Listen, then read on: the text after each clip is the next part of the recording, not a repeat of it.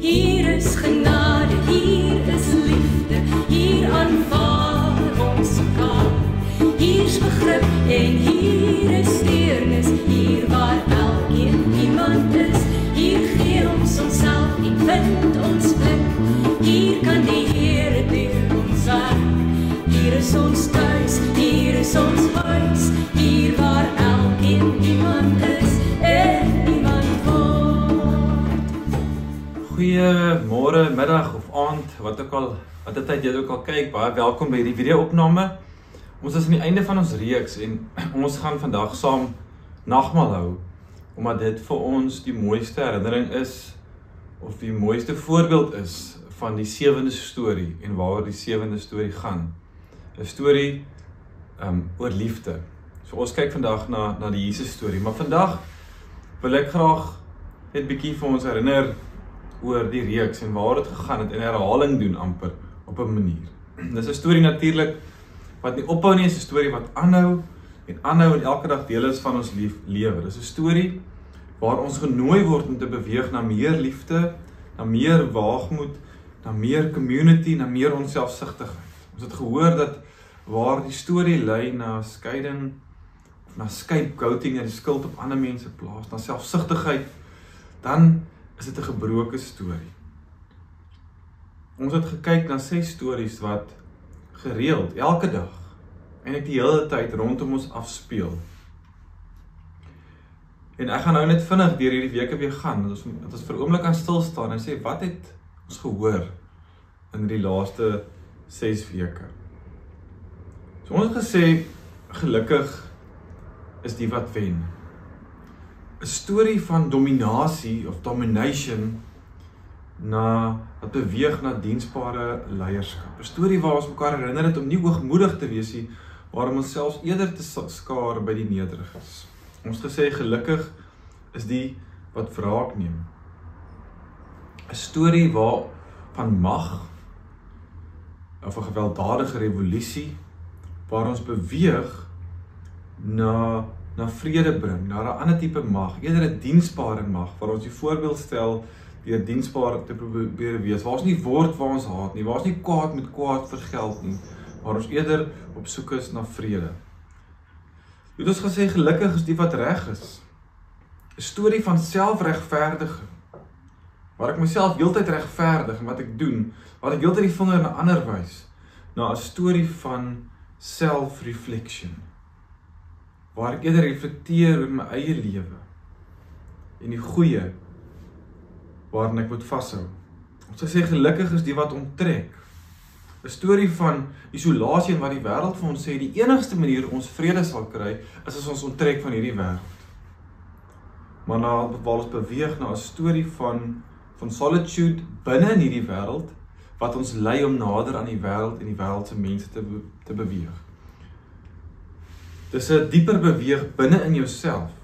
Ja, die stil word en die nadenkende leefstyl, die retreats is belangrik, maar is 'n delf na dieper binne in myself, sodat ek meer kapasiteit het om nader aan die wêreld te beweeg. Dis nie 'n onttrekking van hierdie wêreld. Ons gesê, gelukkig is die slagoffer. Waar ons gesê het, is 'n storie van victimization, waar ek myself die victim maak die hele tyd. Iemand sê dit is soos om gif te drink en dan te hoop ander mense raak siek. Wil dit wegbeweeg van daai storie van victimization en waar ek die slagoffer is, na 'n storie waar ek eerder ander se wonde verbind. Waar ek saam met ander mense treur. Waar ek saam met die mense is wat swaar kry en sukkel. Waar ek net vaskyk in my eie slagofferskap nie. Ons gesê, gelukkig is die wat ryk is. Die wêreld sê vir ons die enigste manier om ons vrede sal hê, is as ons sekuriteit het en as ons baie dinge het. Sekuriteit en vrede kom net as ons baie staf het, sê die wêreld vir ons. Ons beweeg van daai storie na 'n storie van vreugdevolle vrygewigheid, na 'n storie van rentmeesterskap, waar ek anders en nie omgaan met my geld, 'n storie waar ek deel en waar ek meelewing betoon teen mense wat behoeftig is, broers en susters van my.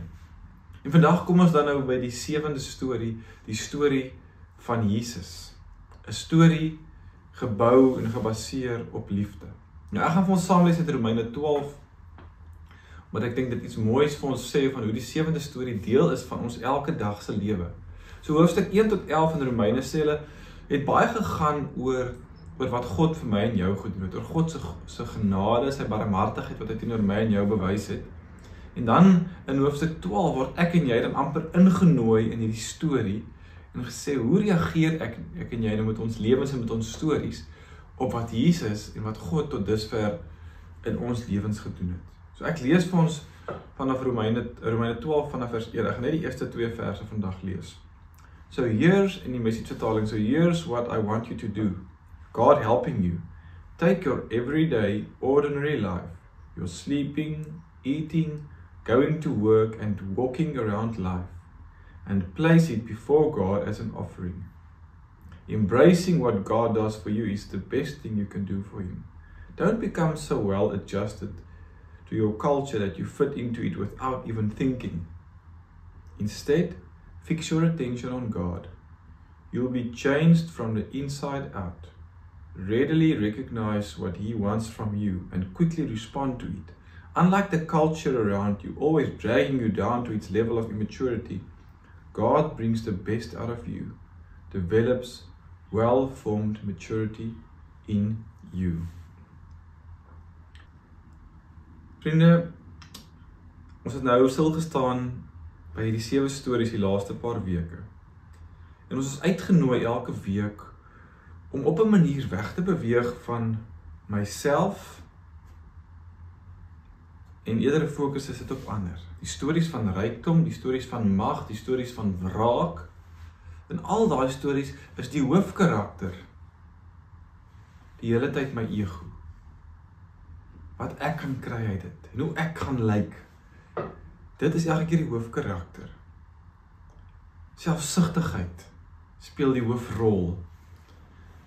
En dan word ons uitgenooi in hierdie reeks om te beweeg na 'n storie van onselfsugtigheid en hoe dit sal lyk as ons nie net op onsself fokus nie, maar eerder ook op ander mense fokus rondom ons.